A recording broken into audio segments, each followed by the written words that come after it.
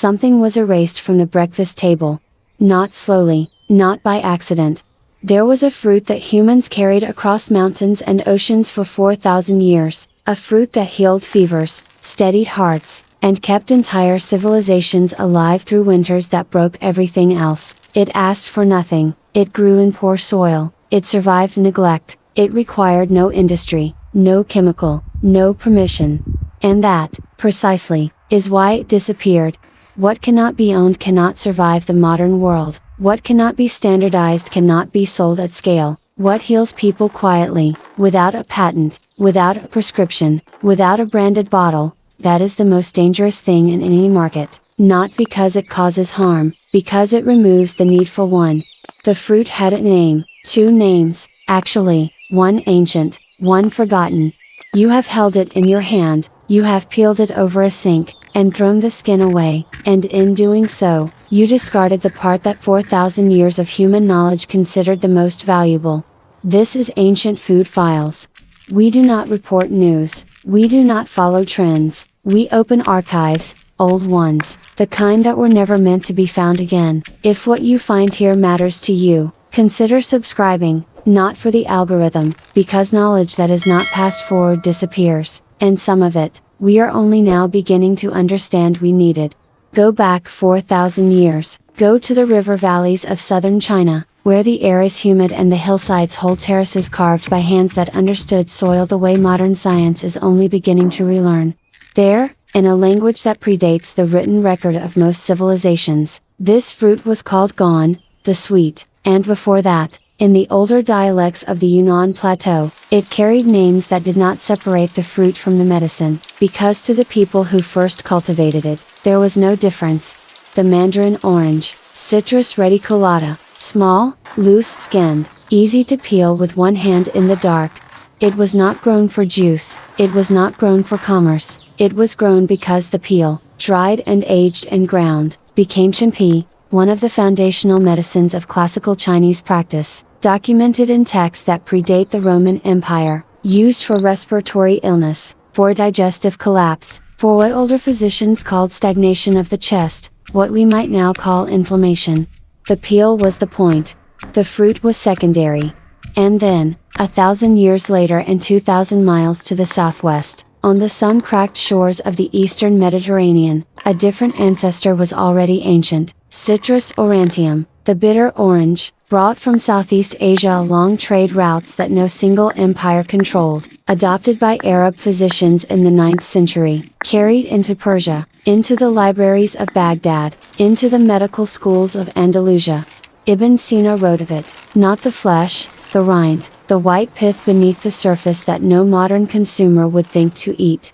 He called it a regulator, a medicine for the heart that beat too fast, the mind that would not rest, the body running a fever it could not break. For 600 years, European apothecaries stocked the dried peel as a primary compound, not a supplement, a treatment.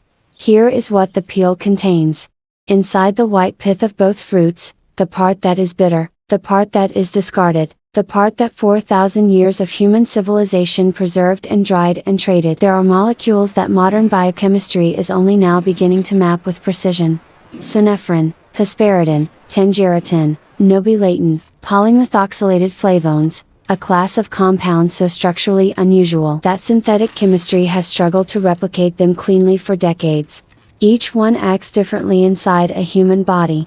Hesperidin crosses the blood-brain barrier. It binds to the same receptors that regulate inflammation in neural tissue. In laboratory conditions, it interrupts the signaling cascade that precedes plaque formation in arterial walls. It has been studied for hypertension, for neurodegeneration, for the kind of systemic inflammation that precedes most chronic disease.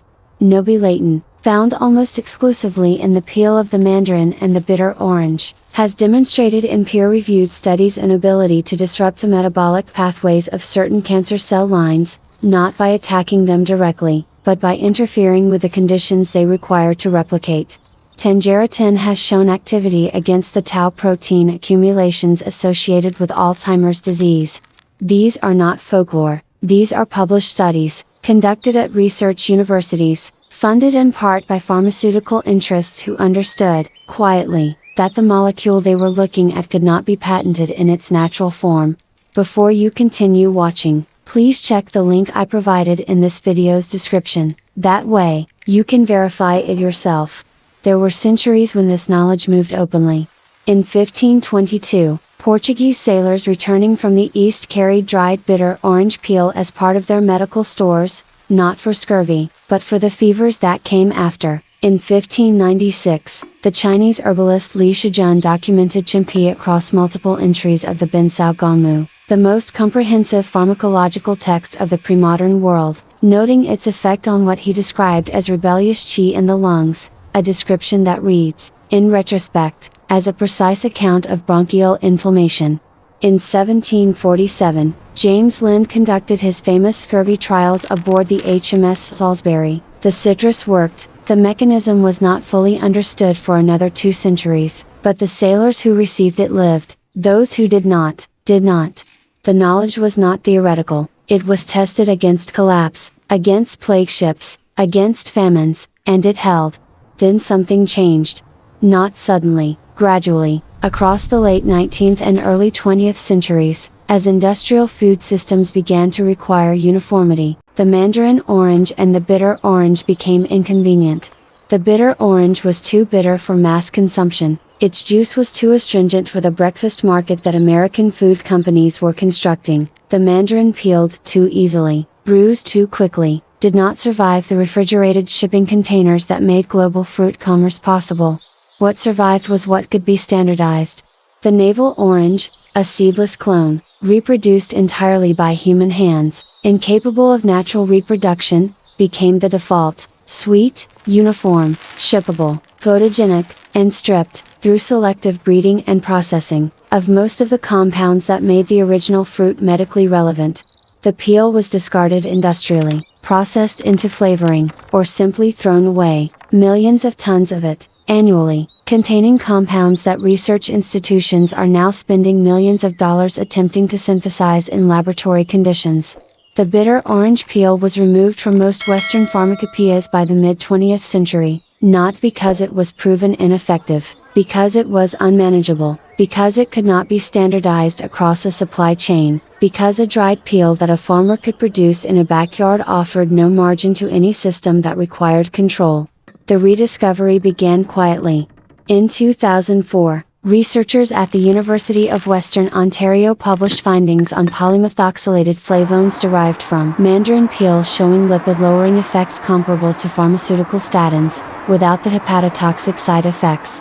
In 2011, a research team in Naples documented hesperidin's role in endothelial function, the health of the cells lining blood vessels, and found that regular supplementation produced measurable reductions in arterial stiffness in hypertensive patients.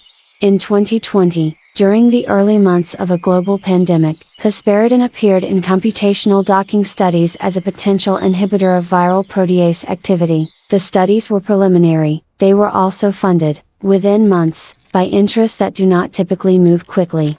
Phase 2 clinical trials are ongoing. The compound was not new, the molecule had not changed, what changed was that the system finally needed something it had spent a century throwing away. There is a kind of grief in this, though it is rarely named. For the communities of southern China, of Southeast Asia, of the Mediterranean coastline, the bitter orange and the mandarin were not exotic. They were ordinary. They were the fruit a grandmother dried on a windowsill, the peel a healer stored in a ceramic jar, the smell that meant medicine was coming. When industrial food systems replaced those fruits with sweeter, shinier, more uniform alternatives, the knowledge did not disappear immediately. It faded. It became something old people remembered and young people did not ask about. It became folklore in the dismissive sense, the stories told by those who did not understand science, before science arrived to explain things properly. Except science has now arrived.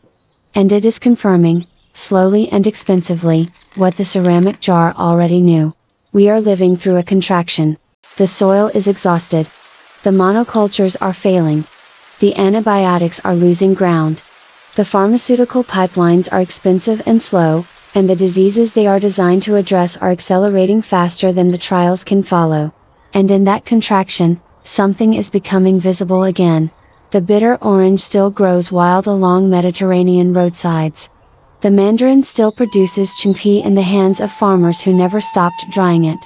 The peel is still there, in every home that buys a bag of fruit and throws the skin into a bin. The molecule did not go anywhere. It was never lost. It was only ignored by a system that required things to be owned before they could be considered valuable. Nature does not require permission to persist. The grove is older than the industry that tried to replace it.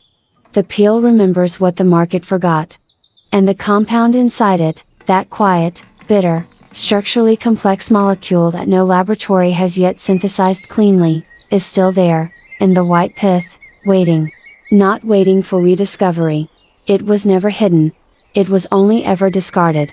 The knowledge belongs to no one, which means it belongs to everyone.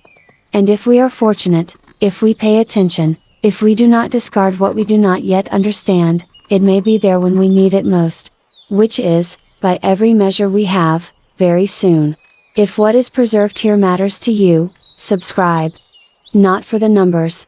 Because the archive grows only if people choose to keep it open.